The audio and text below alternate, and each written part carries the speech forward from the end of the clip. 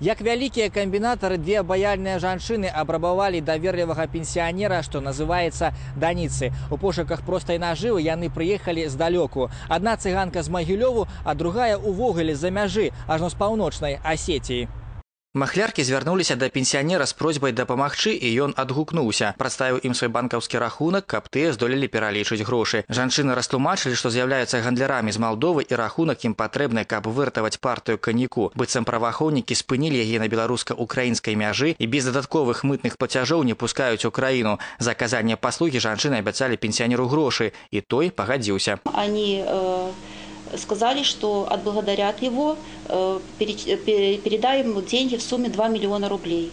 У пенсіянера было два банкаўскіх рахунка. На адным ляжалі 5 мільёнаў, а на другім 31. Калі ён запытаўся ў махлярак, які ім прадаставіць, то тыя сказалі, што, канешне, той, дзе грошай больш. А каб пры пераводзе мужчыне налічылі працэнты, параілі яму грошы зняць. Адправілі пенсіянера ў банк і засталіся чакаць яго ў машыне. Мужчина в банке со счета снимает 31 миллион рублей, передает женщинам, и в свою очередь они попросили мужчину, чтобы он пошел в банк и с этого же счета снял 50 миллионов рублей, которые якобы были перечислены из Молдавии. Калі пенсіянер зразумеў, што гэта падстава, то адразу выклікаў міліцыю. Ён запомніў марку машыны і прыкметы злодзеяк. Дзякуючы гэтаму грошы пацярпеламу атрымалася вярнуць. Махлярак затрымалі на трасе ў Будакашылёўскім раёне. Гэта вылазка для асоб цыганскай нацыянальнасці будзе апошняй. Ім пагражае турма альбо альтэрнатыўнае пакаранне. Супраць падазроных узбуджана крымінальная справа, і па некаторых фактах махлярства